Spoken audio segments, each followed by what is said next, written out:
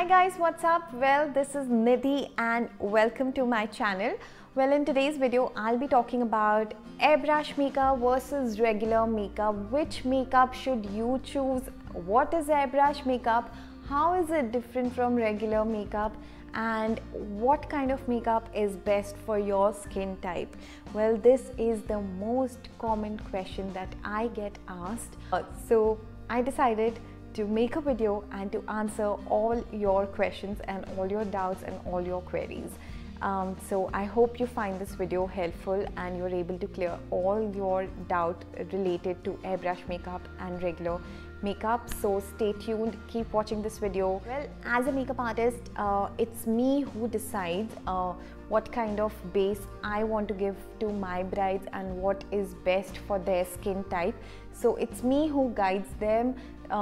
Only a person who's working on your skin will be able to find out what will look better. So let's start with the differences. So what is airbrush makeup? Well, airbrush makeup is a technique of applying makeup. Well, it is done with the help of this airbrush gun. Well, this airbrush gun is attached to a compressor. I don't have that here, it's a big compressor.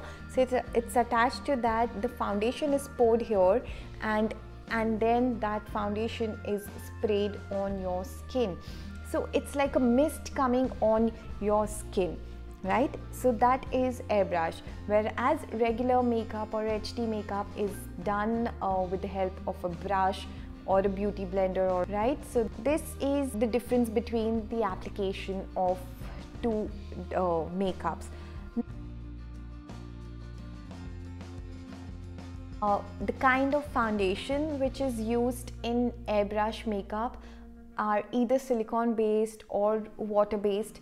The foundations that I have for my airbrush are all silicone based products. So this one, the one that I have is from this company called Iwata. There are a lot of brands available in the market. I just chose Iwata for myself. So now, since these products are silicone based, they are waterproof, sweat proof, which means they last very long. You should know your skin type before choosing between the two types of makeups. If you have oily skin, if you really sweat a lot, if makeup just doesn't stay on your skin, then I think airbrush is the best thing to opt for, simply because airbrush makeup is silicone based and they're waterproof and stuff, so it will just stay longer on your face so that you can enjoy a moment, you know, without any stress of your makeup melting. Now secondly, if you have a dry skin, on dry skin airbrush makeup can appear to be flaky. It's just because it is less creamy and less hydrating than your cream foundations. So also, since airbrush makeup is done with the help of this gun and the foundation is actually sprayed on all over your face, it comes out like a mist. It gives a very natural and a flawless finish. The makeup is applied very nicely, evenly on your face, but also at the same time it gives less coverage than your regular makeup. So if you have pigmentation, if you have problematic skin, it's best to opt for regular makeup, because that is something which will help you achieve more coverage and will help in covering your dark spots or your dark circles or any kind of concern areas. If airbrush makeup is if the quantity of airbrush makeup which is applied is not correct, if it's too much, it can appear very cakey and it can look really bad. What I like to do on a problematic skin is I use regular traditional makeup to cover all the dark spots, to cover the pigmentation, to create a nice flawless base, and then if required, on top of it I give a very thin layer of airbrush makeup. That is something that I like to do.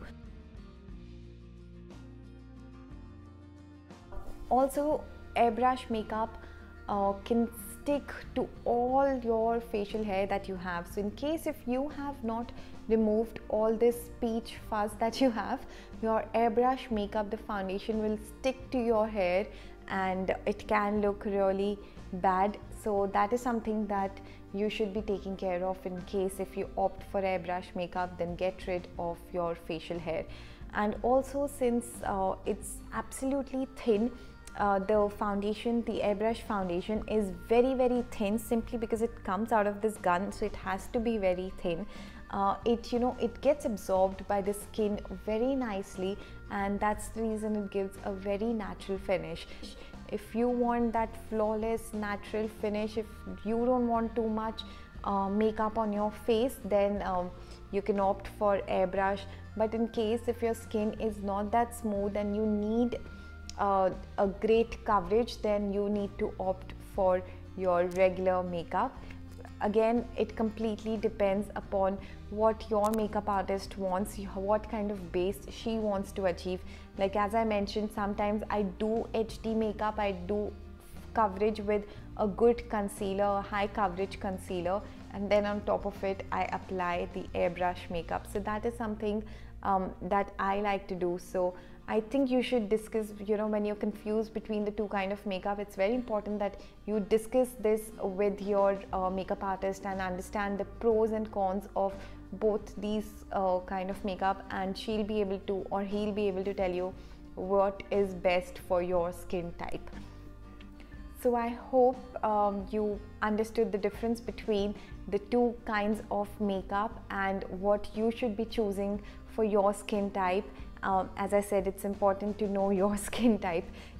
So that's about it, guys. In case if you have more questions, if you have more doubts, feel free to ask me any question in the comment section below, and I will reply back to it.